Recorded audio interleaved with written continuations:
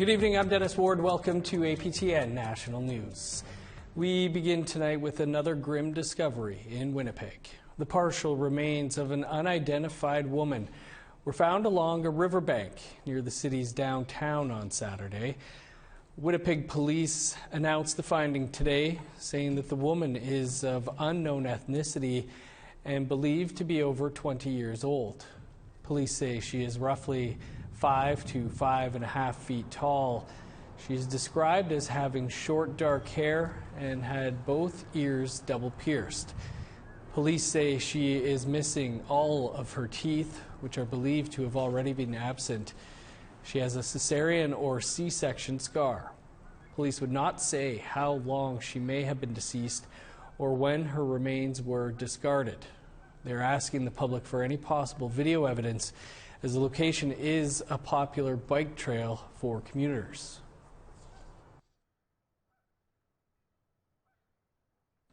At this point, no stone is going to be left unturned. Our unit, our investigators, is currently conducting interviews, canvassing for video. Yesterday, we put out the release asking for the assistance of the community with video surveillance system, as well as that river path is known bikers, commuters along that river path. Maybe they have a GoPro. Yeah, if you have that, please let us know. Contact the homicide unit. A Saskatchewan man who claims to be a traditional Indigenous healer is one step closer to changing his 12 guilty pleas. 60-year-old Cecil Wolfe previously pleaded guilty to 12 counts of sexual assault against women who had come to him for healing. Wolfe fired his old lawyer in the middle of his sentencing hearing and hired a new one. Lawyers met in a Saskatoon courtroom today as the judge set a new date for the expungement hearing. It will now proceed on June 30th. The leak of toxic waste from the Curl oil sands mine in northern Alberta continued to make news in Ottawa today. Yesterday, Indigenous leaders from the affected area appeared before a parliamentary committee, telling MPs that not being notified for months about the leak was unacceptable. The issue was brought up again in the House of Commons today during question period. This government's joint environmental review process and oil sands monitoring program is a failure. It's causing a public health crisis in Indigenous communities. First Nation and Métis people are dealing with millions of liters of toxic sludge in their communities. The Alberta Energy Regulator, the UCP, Imperial Oil, and this government are to blame. And now, the Liberal government is suggesting a working group. It's not good enough, Mr. Speaker. When will this government meaningfully deal with the toxic tailings ponds? Hear, hear. Honourable Minister of the Environment. Thank you, Mr. Speaker. Since we've been made aware of the seepage incident at the Curl oil sand mine, we have been working to get to the bottom of it, support Indigenous communities, and collaborate on improving the reporting system of these kinds of incidents. Last week, I sent letters to Indigenous leaders about the new notification and monitoring working group, which, in collaboration with them, Mr. Speaker, we'll hope will improve the notification process in cases of future environmental emergencies.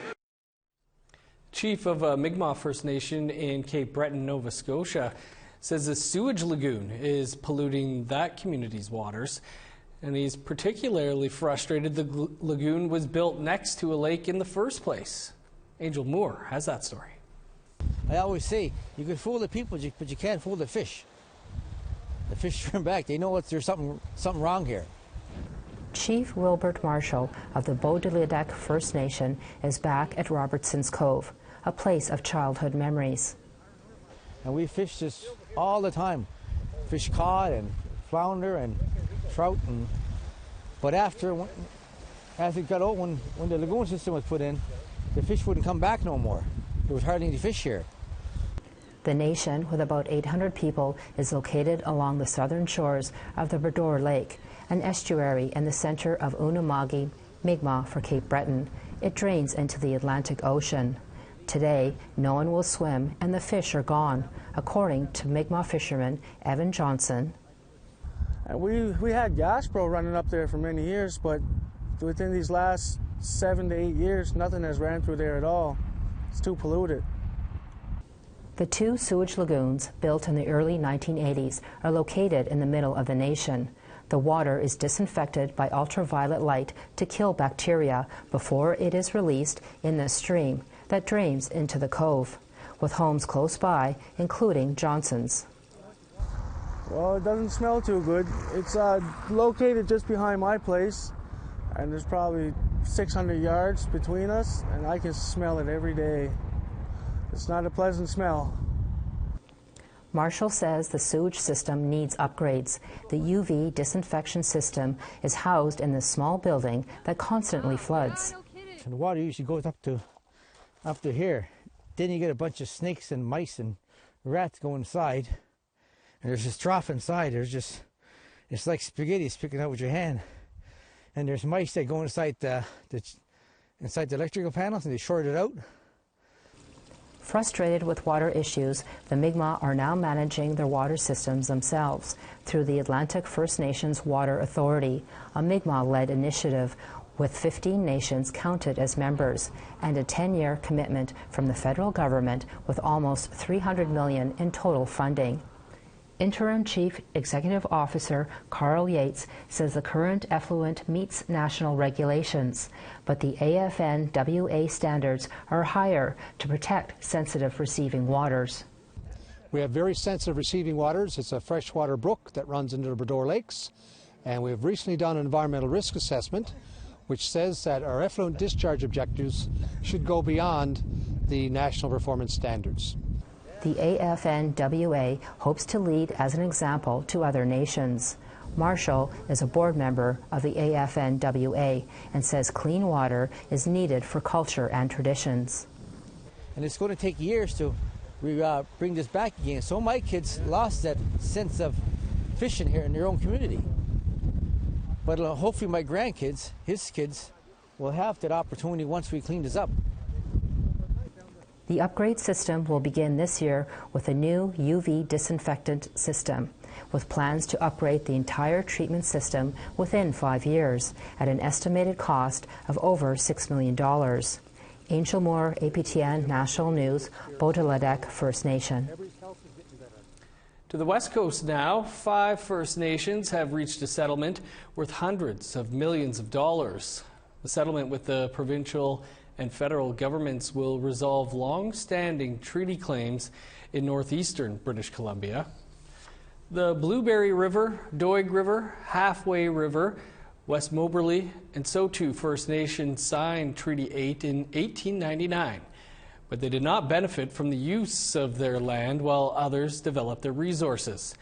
According to a joint announcement by the province and the federal government, British Columbia will transfer more than 44,000 hectares to the First Nations as a way of addressing historic wrongs.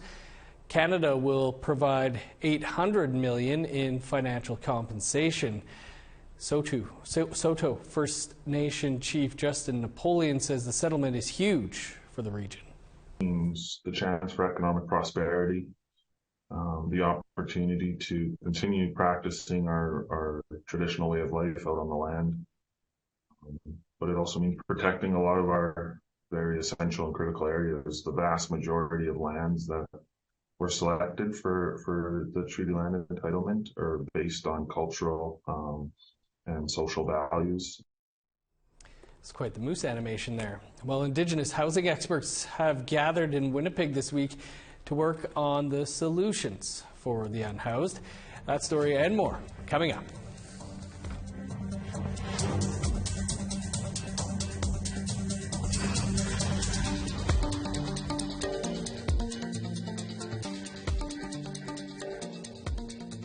Welcome back. Experts on homelessness gathered in Winnipeg today with an eye to collecting data to try and get a more detailed picture of the ongoing issue. Jason Whitford is with Indigenous-led End Homelessness Winnipeg. He says federal government failures to ensure basic necessities like housing and clean drinking water on First Nations contributes to the growing number of homeless people in Winnipeg. That's where it all starts. I think families starting off, going to school, the health issues, like everything, housing is fundamental to just living a good life and having access to your basic needs. Most of the nation's Indigenous housing experts are gathered here in Winnipeg this week to try to hammer out solutions. Margaret Froh is the CEO at the Aboriginal Housing Management Association in Vancouver, BC. She joins us now in studio. Margaret, great to have you with us here in studio. I guess first off, can you just tell us about the Indigenous Housing Coalition and why it's important to have Indigenous-led solutions? Yeah, thank you. The National Indigenous Collaborative Housing Incorporated is actually a coalition of members across Canada who have been fighting the good fight on the ground, some of them for nearly 50 plus years on the urban Indigenous housing and homelessness front. And when the federal government got out of housing in the early 1990s, the most impacted communities were often the most marginalized and the vulnerable, especially our urban Indigenous populations. Our missing and murdered Indigenous women and girls are two-spirited. And so we've been really fighting over the last 20 plus years since the federal government got out of the housing game to stay ahead of the escalating crisis that we're all seeing in our backyards today. And when the Liberal government created the National Housing Strategy in 2018, missing from that was anything to do with the Indigenous housing crisis. Mm-hmm. And so many of us as urban Indigenous housing leaders felt that we needed to take a leadership role and start to lobby government for meaningful inclusion in the National Housing Strategy. So the fight's actually decades old, but the National Indigenous Collaborative Housing Incorporated, NISHI, came together officially in November of 2022. We pulled together national urban Indigenous housing and support leaders from across the country. And we missed a few communities just because we were struggling to try to pull together as many people as we could to form a national coalition to insist to government that they need to invest meaningfully in Indigenous communities. So we came together on November 25th. There were about 20 of us across Canada. We signed a declaration. We issued that declaration to the Ministry of Indigenous Services Canada and to Minister Hussein's office and to the Prime Minister's office, asserting our rights to self-determination as it relates to the lack of affordable housing for urban Indigenous peoples. We were incorporated on December 21st, 2022, and we have pushed the federal government to allocate the 2022 $300 million that was in budget 2022 for urban Indigenous housing to actually flow through our new national organization. What we've learned is that for government, by government models of housing really doesn't have the kind of impact that our community needs as Indigenous peoples. What we've learned in the 50 plus years of work that we've been doing on the ground is that Indigenous people need solutions that are led by Indigenous peoples. People that have lived the life of being marginalized, people that have lived the life of understanding what it's like to have to fight the systems of oppression that have been in place since colonization. And so we've urged the federal government to allocate that $300 million to NISHI. And then we subsequently insisted that the Prime Minister adhere to his own council's advice to utilize the $6.3 billion a year, so $62 billion plus, over the next 10 years as a minimum investment in staving off the ongoing crisis for housing and homelessness for Indigenous peoples. Margaret, lots there. As we've seen in the news in recent weeks, Vancouver police have been clearing out tent cities. We've seen this not just only in Vancouver, but other places as well. What would an Indigenous approach to that situation do differently? Yeah, we've been working with the province of BC for many years now. In fact, the province of BC has been a strong partner of our provincial organization in British Columbia, urging them to understand that where a population has an overrepresentation of Indigenous peoples, that they need to have solutions that are driven by Indigenous peoples. The province on the surface and many municipalities seem to have a genuine interest in attempting to adhere to those models, but what often happens in all levels of government is that they fall back to the status quo. They need to keep the most I don't know how to frame this, I guess. They need to adhere to the people that they think are going to vote for them, and that's often the business communities, it's often the investment communities, and they don't want to see the homelessness encampments or the urban villages, as we like to call them. They don't want to see those on their streets, and so in downtown Eastside, the government, local government, and the provincial government decided that they needed to decamp the residents that were living there. We had wished that they had included our urban Indigenous leadership and local nations leadership in that process, because there's a legacy of trauma that urban Indigenous people have been enduring, and they deserve a humane approach to addressing why they're on the streets, and they deserve to be included in the solutions to pathways out of that homelessness. Margaret, unfortunately, we'll have to leave it there, but appreciate you taking some time. Good luck with the conference this week. Thank you so much. Advocates are calling for better access to health care for Indigenous, transgender, and two-spirit people in Canada. Our Sav Jones speaks to medical professionals who are creating change. Accessing health care is difficult for Indigenous, transgender, and two-spirit people across the country. Even before stepping into the door, even before, booking that appointment, I think for lots of folks, especially within the trans community, there's hesitancy and fear around the medical system. Previously, we shared the experiences of two community members in Winnipeg calling for change. But some doctors and advocates have already started the work. Rachel Wu is a sexual and reproductive health facilitator at the Sexuality Education Resource Center in Manitoba. She advocates for change by teaching service providers how to be allies to transgender people. Often I have people asking about, can I just put the rainbow sticker on the door, or say that it's an inclusive space?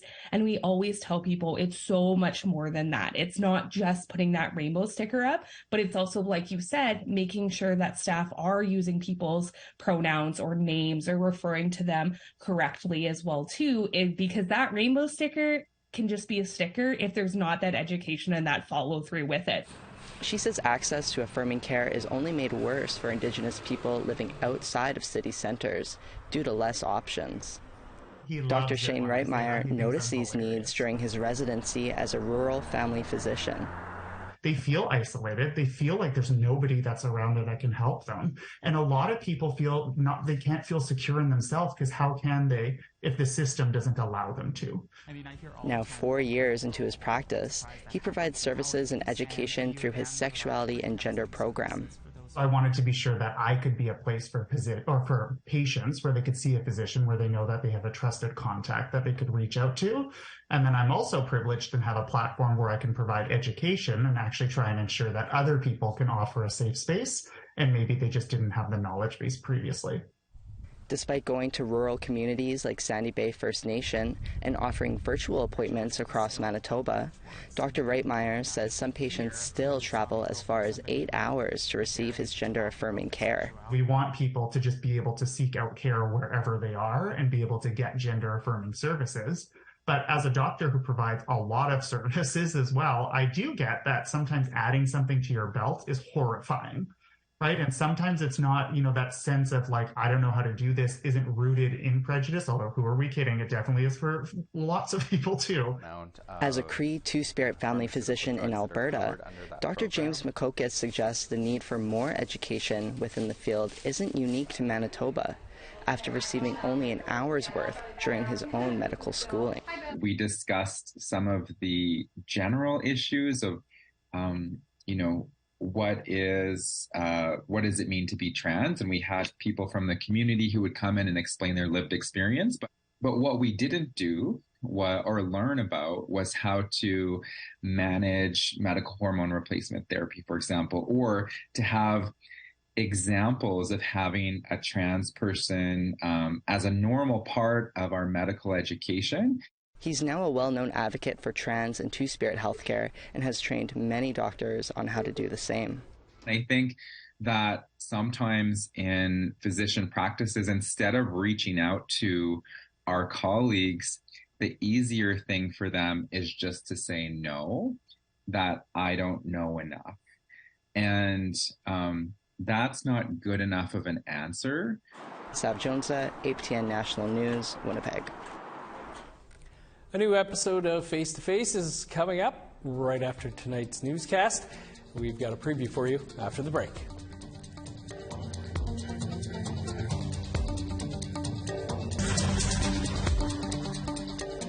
Welcome back. Time now for our photo of the day. Spring in New Westminster, BC brings these regular visitors to Sabre Thompson's homeland. Thanks for sharing. If you have a photo you'd like to share with the nation, send that photo to share@aptn.ca. Now let's take a look at tomorrow's weather forecast. Starting on the East Coast, 12 with showers in Halifax, +1 in St. John's.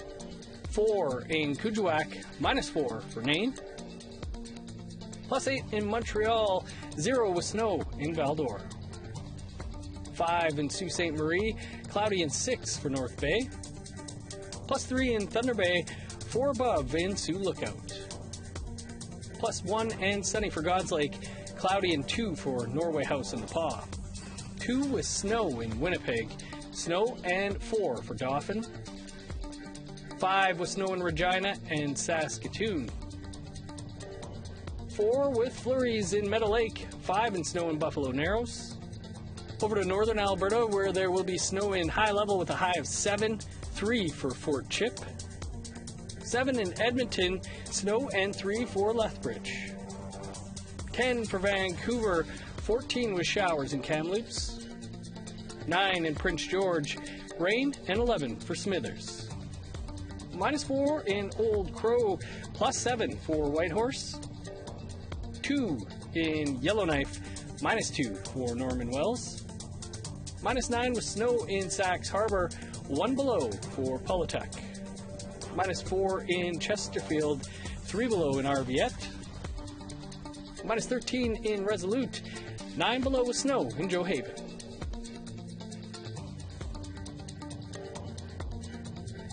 Storyteller and artist Isaac Murdoch is our guest tonight on Face to Face. While you may not know his name, his art has been seen around the globe. Murdoch says art can unite and bring out the spirit of who people really are. I think art is something that has been used by our people for thousands and thousands of years to showcase the spirit of who we are. And so when you look at the old pictographs that the Anishinaabe made, the Muznabiaganan, you'll notice that those pictures that were painted on those rocks are still alive today. They still tell stories today. They still invoke the spirit of who we are today. And I don't think that there's much difference between art and ceremony. You can watch our entire interview with Isaac in less than 2 minutes' time. And be sure to tune in tomorrow at 3 p.m. Eastern Time when Daryl puts racism in healthcare in focus. That's all the time we have for your APTN National News for this Tuesday. I'm Dennis Ward. Thanks for being with us. Stick around. Face to Face is next. Go Leafs. Have a great night.